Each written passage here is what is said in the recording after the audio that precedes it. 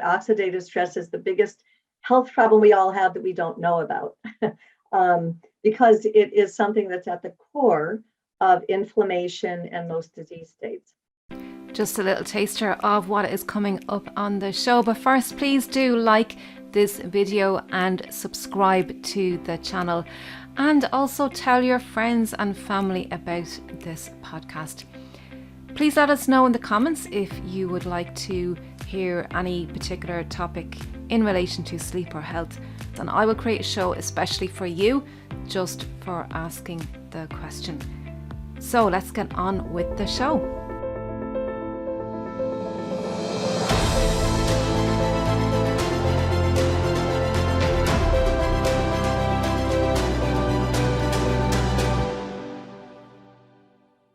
Hello everybody, and you're very welcome back again to another episode of the Empowering Family Health. And this week I am excited once again. All my guests are amazing. I only bring the best onto this show to really help empower you with your health and wellness. And today we have the wonderful Mimi Madden. And before I bring Mimi on, let me introduce Mimi. She is a mum of 6 children, would you believe, and 1 dog as well, which is very important. And Mimi comes from the world of arts and non-profit for over 25 years. Wow. She's a health advocate as well of natural living and health and wellness. She lives in Connecticut as well. And I'm absolutely delighted to have you here. Mimi, welcome, and thank you for joining me today. Thank you so much for inviting me. I'm delighted to be here. Great. Mimi, we were talking just before we pressed record, and we have a lot to unpack on this show. Really amazing information. So we're going to talk today all about aging and longevity and what people can do to really, would we say, reverse aging or slow it down? But we're going to have a look at all that area, because we know we relate aging to everything declining in the body and pain, chronic diseases. That's what we associate aging. And you are here to tell us today how we can slow that down and reduce an awful lot of that. So Mimi, before we dive in, can you tell us a little bit about yourself and why you are passionate about this area of work? Sure, would love to. So one side of my life is involved with the arts and education, really. I have worked with kids and love the expression that comes through art. And that's why early on I got involved in the, production, performing arts series, a poetry festival. Wow. So I love that side of things, but also went back in my 20s. So I'm 65. So I am really, of the age where you begin to see people all around you have very sad turns of their health.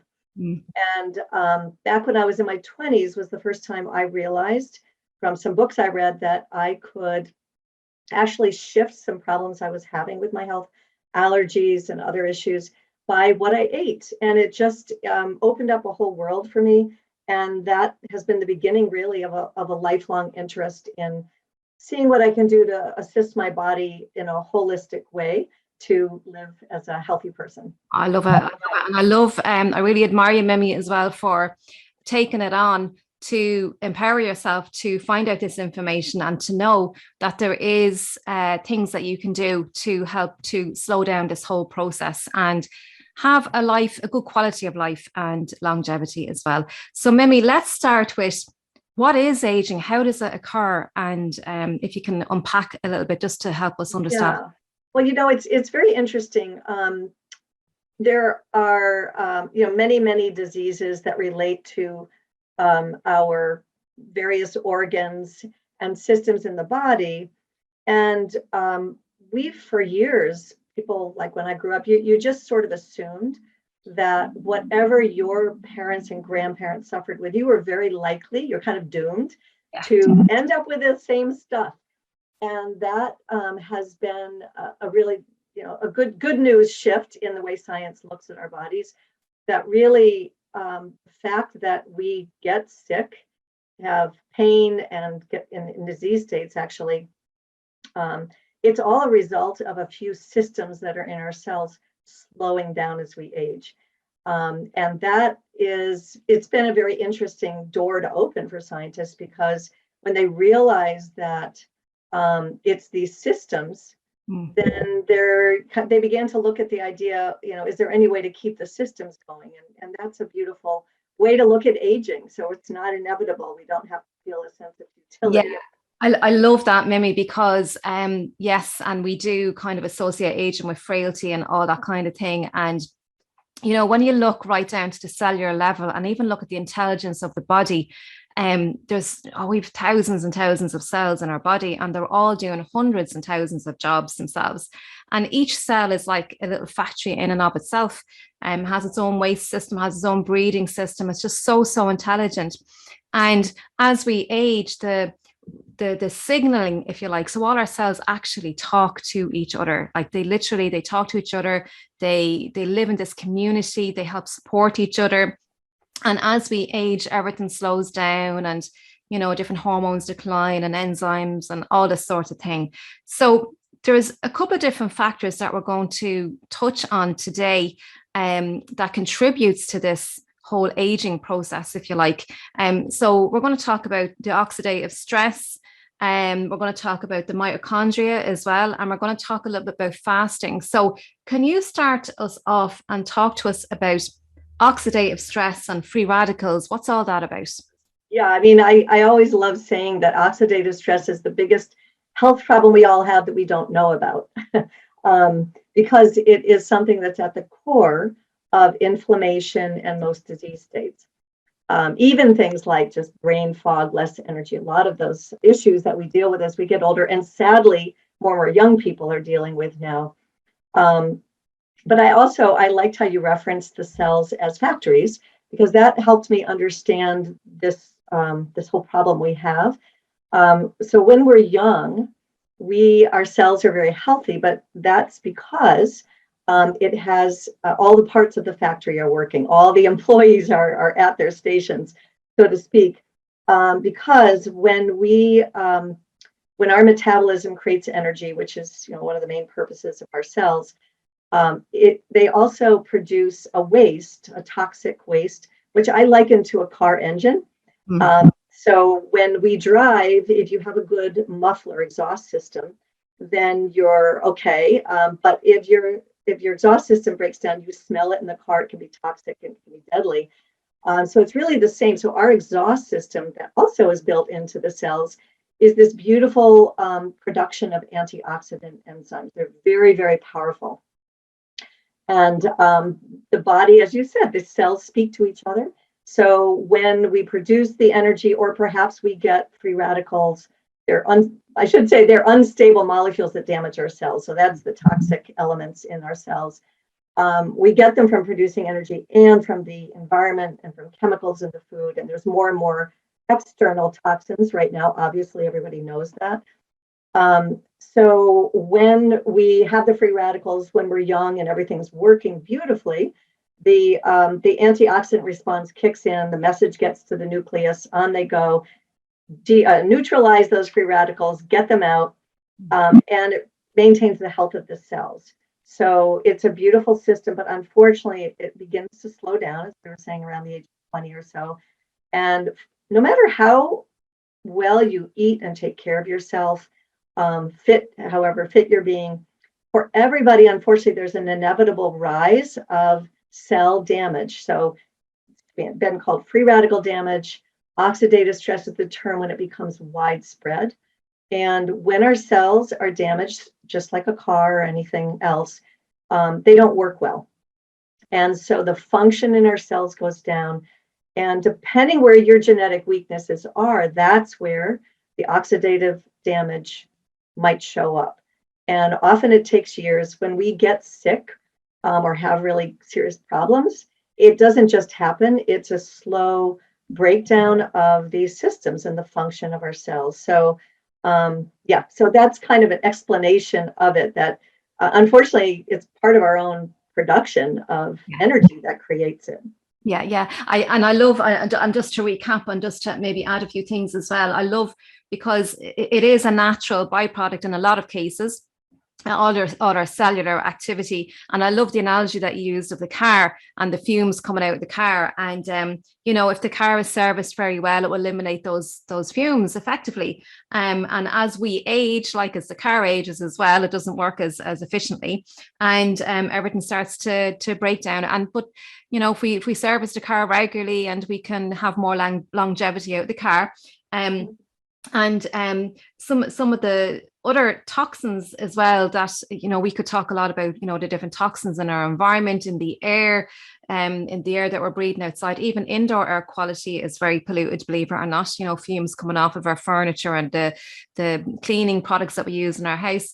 Even the sprays on the crops nowadays, the herbicides and all of that, the water, what's in our water, excess fluoride and lots of stuff. But we could go on about the toxins in our environment. So that is on top of our natural waste byproducts as well. So there's lots of different places where these toxins can come into our body, even the thoughts that we're having. So psychological stress as well is a very big one. And so it's a very big factor to consider, and it's our lifestyle, really. And you talked at the very beginning that an awful lot of us thought it was from our parents, genetic inheritance as such, and a small portion of that can be, yes.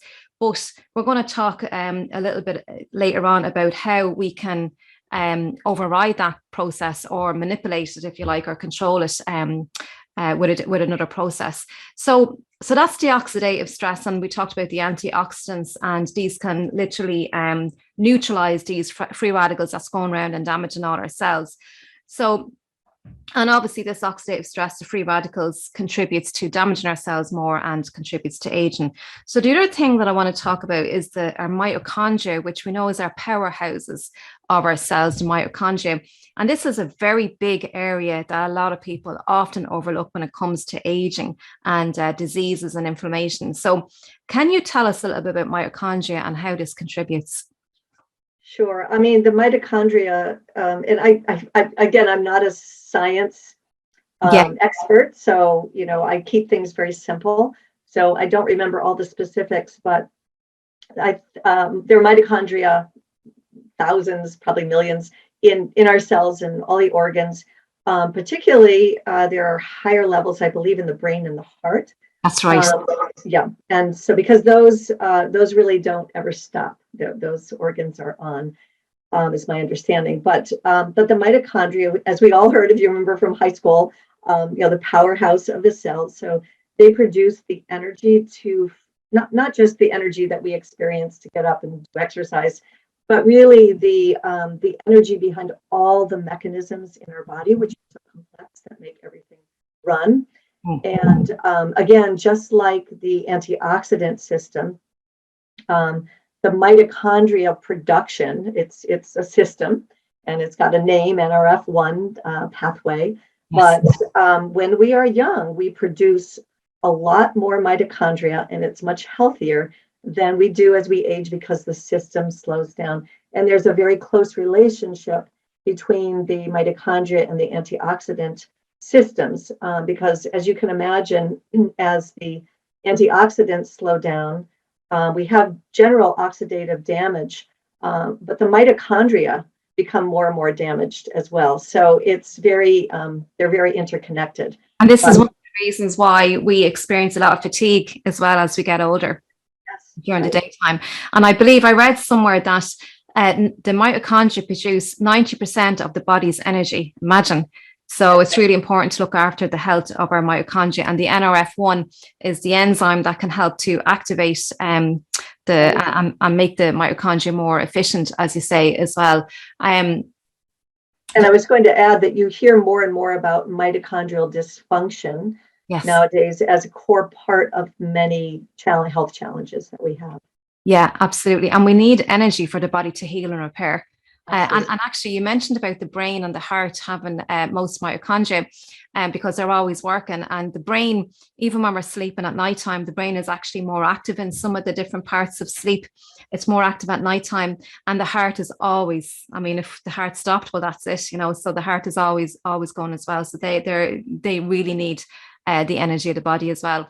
And something else I just thought of while you were talking there is brown adipose tissue. So when we're younger, we tend to have a lot more brown adipose tissue. And you're a mum of 6 kids. I remember, my kids going out to the playground or whatever, and they'll have a t-shirt on and it's freezing outside. And I'm, come here and put on your jumper. And they're like, no, I'm too warm, I'm hot, right? And I'm like, how do they not feel the cold? And it's because of this brown adipose tissue, and children have more brown adipose tissue. And what's significant about the brown adipose tissue is it's densely packed with the mitochondria, and that's why the kids have more energy. And also another side note is brown adipose tissue is very effective at burning the white fat, the bad fat, the visceral fat. So it's fat burning. Yeah. So there's something else there now as well. So that's the mitochondria. So it's a really important part of keeping our energy up, and the whole process of healing, repairing as well that the body needs to do. Now, something I talk about quite a lot in relation to sleep is fasting. And I talk about time restricted fasting, not necessarily fasting during the day, but if we go back thousands of years ago when we were living in caves, we only ate during the daytime. We had a very small window where we ate during the daytime, and when we had sunshine, and we could cook the food or whatever. So we've evolved this way, and actually the timing of our eating is a very big cue for our circadian rhythm and this timing of all our body systems and the body clocks and everything, including our sleep drive and sleep wake system. So fasting, I talk about fasting for at least 12 hours, if not 14 or 16 hours, but it has to be at least 12 hours. And this has significant impact on how well we sleep at nighttime. Is there anything that you want to add? I know NAD is another molecule that is activated, and it helps with this healing, repairing as well, this NAD. Can you add anything about that in relation to fasting? Yeah, it's actually been one of the avenues that I have had a chance to learn about another system. So again, we've talked about the NRF2 system for antioxidant production, for NRF1 for mitochondria. So the NAD pathway, NAD is a molecule that is a huge area of research. Actually, it's called the molecule of life. Without it, we don't live, period. Wow. And just like the other systems, the production of NAD slows down, and it's related to the production of something called sirtuin proteins. And again, I'll keep it very simple because that's my understanding, but the sirtuin proteins are critical for the health of the DNA, for the proper expression of our genetic material, as well as multiple functions of the cells in the body. So because this NAD and sirtuins are so important for health, it has become, actually in the States, it's a focus of whole departments devoted to studying NAD at Harvard and MIT. And there's one you can watch. Dr. David Sinclair has some fascinating talks about it. Yeah. And so what they have done is they have found that they can increase the production of NAD by like 90% by extreme caloric deprivation. So not just the fasting you're talking about, even further, like 500 calories a day, which is not something you would want to live with. But what they have found that it extends the life dramatically of those mice that they're studying. So it was very interesting when I began to learn about intermittent fasting, and I did some research and realized, yes, indeed, one of the things that you see is that the increase of sirtuin proteins is documented.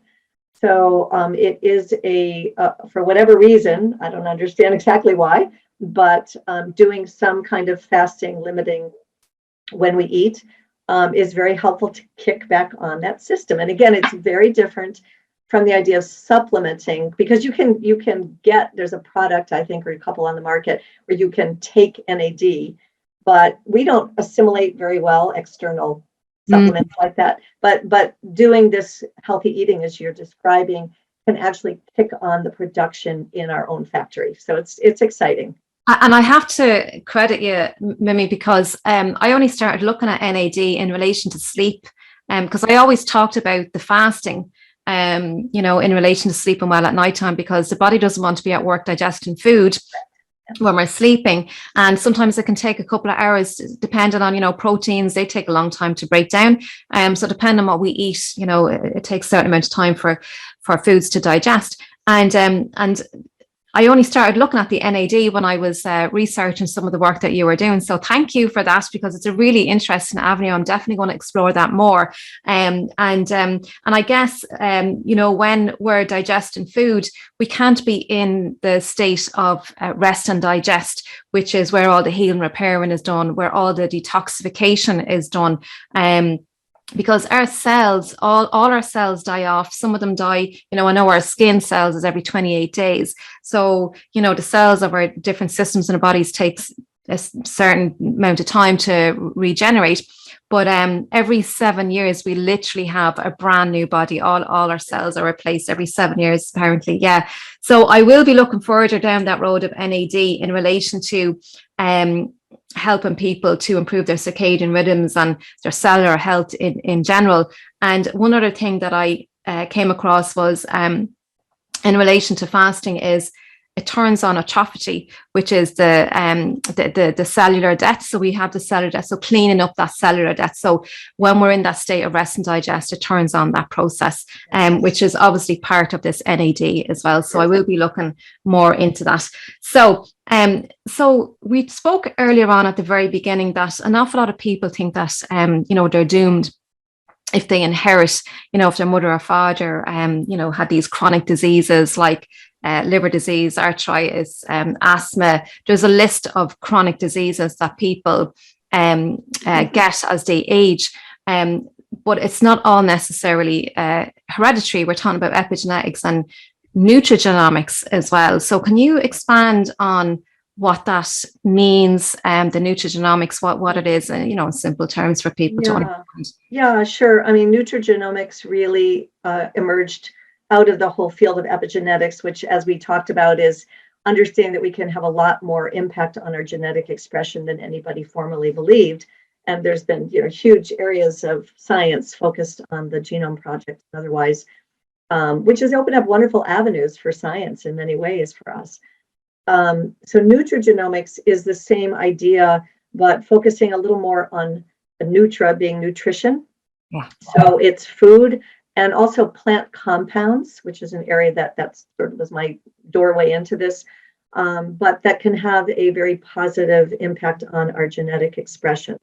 And that, again, these fields have been growing very quickly. It's very exciting to see the science that's coming out. And I think one of the biggest areas first, and the NRF1 and NAD are close behind, but the NRF2 activation of ways to stimulate the production of our antioxidants, that is probably been in the forefront of nutrigenomics, really. And you said NRF2. What is NRF2? What is it? Yeah. So NRF2, it is actually a protein in every single cell of the body. And again, you said at the beginning, our cells speak to each other, and they do it often by protein messengers, or messenger proteins.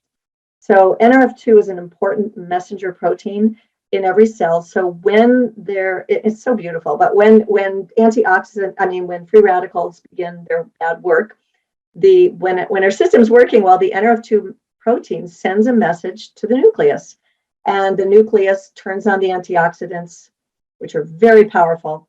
They get rid of up to 1 million free radicals per second, round the clock when they're on. It's just amazing. But also it then turns it off because it has to be calibrated. You don't want that system on all the time. That has bad effects. So it's a calibrated system, and that NRF2 is a very important protein that sends the important message. I liken it to like a thermostat. You can have all the oil in your fuel tank, but if your thermostat is not working, then you'll be cold. It won't get to you. And so it regulates. It regulates it, right? So this first, natural breakthrough in this that kind of opened the field of NRF2 activation, which, I can tell you a little about, but what they didn't actually know how it was happening, but there was a really significant, dramatic impact of oxidative stress in a month. And it got a lot of attention in the scientific world. And what they began to realize is that it was able to kick on the NRF2 activation again. So as we get older, it's the messages don't get through, the system slows down. So they found a synergistic natural product, completely turned it back on as though you were 5 years old again. And so it really got a lot of attention because nobody knew that was possible. So it's a very different new world in a way, moving from supplements of what we need to try to fix as we get older to being able to get, plug it in again, plug in the system that's already wired into all our cells. So since that time, back in the early 2000s, there's a very fast growing field of NRF2 activation because, both in the pharmaceutical realm and in the natural realm. So this is where we are. So we want to, so for all this oxidative stress and producing the antioxidants, yes, we can eat foods that will help to activate that, but it's not very effective these days for many reasons. And one of them is, we have gut problems, we're not absorbing our foods. An awful lot of our foods have toxins in them, they're not as high quality as they used to be. So this other, so you're talking about another product that is even more effective, because what we want to do is activate these NRF2 proteins and the NRF1 protein, which is for the mitochondria. And you have a product that you use. What's the name of the product? Yeah, it's called Protandim. And I have to admit, when I was, looking at it at first, I have a healthy skepticism because there are so many. We're deluged by products, and many of them are great. But it's hard to know, So I was very impressed by the developer of this is a world-renowned scientist who received the same Smithsonian medal as Madame Curie and Alexander Graham Bell and the Wright brothers, et cetera, and Tesla, because he discovered the NRF2 pathway originally back in the 60s. So he was already like the leader in that field.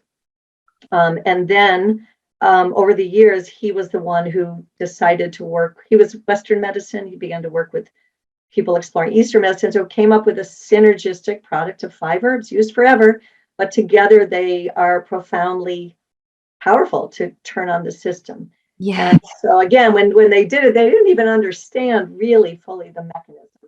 And I think the ratio of these blends as well is very important. It is. It's why it's patented. You can't patent an herb, but it is specifically the formula. It's, you can see the comparison of each individual has a minor little activation, but it's 1,800% more when it's together. And as you were saying, I'm committed to eating well. And I also take like a concentrated green powder drink that's, to get certain nutrients. But even if we ate, you'd have to eat bushels and bushels and bushels of food to compare, because I just want to mention this, that the a molecule of a blueberry or a vitamin C will get rid of one free radical, and that's all it can do. So you can see how much you need. But our own, as I said, when we activate our own, they will get rid of up to 1 million free radicals per second, round the clock, over and over. So yeah, so it's really like a new technology. It's like, why would you be using a typewriter when you have a computer, which went far beyond just a better word processor, So so it is an exciting field. And again, so much has grown out of it. And the other thing that caught my attention was the level of science that has validated it. The American Heart Association, they never studied a natural product before in their history, but they validated that it's very beneficial to people for heart health to lower your oxidative stress dramatically. It's true for really everything. Oxidative stress is just a core problem. So, of course, you want your systems go. Yeah. Oh my God. So yeah, it contributes. So oxidative stress and inflammation, and inflammation is a byproduct of all this toxins, whatever toxin you're talking about, it's a byproduct. And inflammation is behind every chronic pain. All disease, right? Yes. All disease, yeah. And there's so many people with chronic pain now at the moment, chronic health problems, even like obesity, type 2 diabetes, the asthma, the list is endless of the types of, and cardiovascular health is massive as well at the moment. People really suffering with cardiovascular, and the diabetes is huge, like it's huge, and that leads to other things. Brain health as well, and Alzheimer's, degenerative diseases, it helps with that as well. I was reading all this in the studies. It's just phenomenal, and the proteins in I talk about this in relation to sleep, the beta amyloid, these toxic proteins or plaques that are formed in the brain. And it can be from many, many reasons, lifestyle mainly. But when we're sleeping at nighttime, it clears this out of the brain at nighttime. And it has been found that patients with Alzheimer's, they have these clusters of these beta amyloids and plaques in their brain. However, there are a lot of people that are not sleeping well, and as we progress in age as well, all the sleep hormone declines and various other things as well, and this can help with all of that. I think that's how we started our conversation when I first met you. Was there's a very interesting intersection with sleep in all of this, and I've since getting to know you, I've looked a little more at the science connecting. It was a big scientific trail. How oxidative stress high levels can prevent good sleeping. We also need sleep in and of itself. It helps reduce oxidative stress by activating the enzymes for antioxidants also. So it's kind of a vicious cycle. Yes. And part of my own story. So, it's sometimes hard to tell this particular story. Because the results of being able to turn that system on fully are very, very good, as you can imagine, in people's health. But, I would never say something is cured or treated, because we just don't say that. But I have loved seeing the impact. And one of the areas is sleep. For myself, like many, many women, lowering oxidative stress, my menopause symptoms were gone, which was wonderful. Anybody who's suffered with those, and that's a common story. Can't say for everybody. You can't guarantee. Each body's a little different, but very common. Debilitating for some people. Oh, yeah. And along with that, the sleep for me, it just became profound. Even if I get up even 2 or 3 times, profound sleep again, and that I've met hundreds of people with that same story, and it was interesting because I told you that the sleep expert, Dr. Bruce, actually presented at one of the conferences. And, it's just kind of fascinating that it's so interwoven, because we need sleep, as you know, for restoring so many functions of the body. But our body sometimes prevents us because it's a bad cycle. Yeah. And our body is always looking to heal and repair. It's always it's all like the body is just a miracle machine, and all we have to do is provide it with the right environment to enable it to do that. Exactly. And yes, I read an awful lot on Dr. Michael Bruce. I followed him a long time now. Actually, I learned a lot of my stuff from Dr. Michael Bruce, and he's written a very good paper on the NAD. I was reading that actually. Yes. And he talks a lot about the circadian rhythm and the sleep cycles, and I talk about the circadian rhythm in relation to sleep, but we have rhythms in all our cells, in our bodies, timings like for everything. And the NAD can help to make that more effective and really have us be in sync with this circadian rhythm. So there's a lot to be said, about giving our body the optimal environment to work so that it can do this for us. So you're 65, Mimi. How long have you been using this product? For 8 years, actually. So I'm kind of a good, test to look back. And I've thought often, people do live longer now, but how many people do we all know who end up, I always think of it as 2 categories. One is the cognitive, which we all dread, yeah, and then mobility. Yes. And so usually in your late 50s, early 60s is not a time when you see improvements. You're usually struggling a little more. And really on so many levels, I've been, just grateful to see improvements with allergies, which has come my respiratory weakness, healthier through the winters, and less brain fog, more clarity of thinking, which is also because, oxidative stress in the brain. But one really great thing, it caught my attention when I first looked at the science for Protandim, that some of the studies were on skin cancer with remarkable results in these studies. And I was having skin cancer every year. And right before it was actually melanoma with surgery. Wow. And I've had none of any of the kinds that I was struggling with for 8 years. And again, it's not, I'm not a clinical study, but what I think it's just evidence, as you were saying, how miraculous the body is when it can function again. So when they did add the scientists, when they realized what was possible in terms of activating the system, they also developed another synergistic herbal formula to reactivate the mitochondria production. So now it's like the two sides of the cell function, like a 70% increase in a month. I mean, these are really wonderful. And then the other thing, like I am really, after talking to you, I'm definitely going to start doing a little more of the intentional fasting in the evening. But there is now another synergistic Protandim that activates the NAD by 100% in 24 hours. So it's just, what it tells me is that the body's system is ready and waiting to reactivate, no matter how you do it. And there are drugs now that are coming out that use chemicals to activate the NR2 system. Like, yes, very serious side effects. You kind of, people are different, what they want to do and how they want to approach their health. But to me, it's all validation for the importance of doing this. Yeah, and so what I can hear, Mimi, is the activation of this NRF2 and the NRF1 is what we can do to help to slow down this whole. It's just the activation. So giving that to our bodies, and then the body will do what it needs to do, turn it on, the gene expression or whatever, turn it on and off. And what you said about the NAD as well, I know Dr. Michael Bruce does back that up as well. He obviously spoke at one of your conferences or something as well.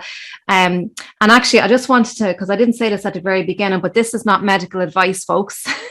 Right, not at all. Yeah, this is just purely for your information. So this show is all about, giving you some nuggets of information. I think there's a lot of nuggets in this conversation, Mimi. Really just to help people, give them enough information to give them a taster and to give them a drive or to get excited that you can go and find out more information for yourself. Try these products if you want, or do what you need to do to help to activate your NRF2 after this conversation, after what you've learned. So I really just wanted to say that as well. This is not medical information or medical advice. It's for information purpose. So that's because we spoke a lot about the science and all that kind of stuff as well. Mimi, listen, we're coming to the end. I could talk to you all day. This is fascinating stuff. It really, really is. Mimi, if I was to ask you, for a really empowering thought, something that you can just leave people with to be empowered to, to take control of their life again, what would you tell people to do? Well, it's interesting. Most real medical health breakthroughs take many years to take root. So penicillin took 20 years to even get to our doctors, to begin to get to the patients. And I feel very grateful that this knowledge, that I happen to land in my lap, most people still are not aware. There's a ton in the scientific realm, but still not really in the average population. So I just encourage everybody to take a look at whether it's through, I'm open to a conversation ever, but whether it's through that or just do your own research, but the ability to jump light years ahead, to have your body work like it used to when you were young and reduce the oxidative stress to the level you had when you were a little baby. It's just too good to pass up. I mean, I feel like I can hear it. No matter what else you're doing to your health, for your health, I feel like lift the foundation by getting your body pulling again, and then do whatever you want. But it matters how we live our lives. It matters that we feel good. And we need our body. It helps with our mind and our emotions. We're all part and parcel, one being. So so it's just very good news.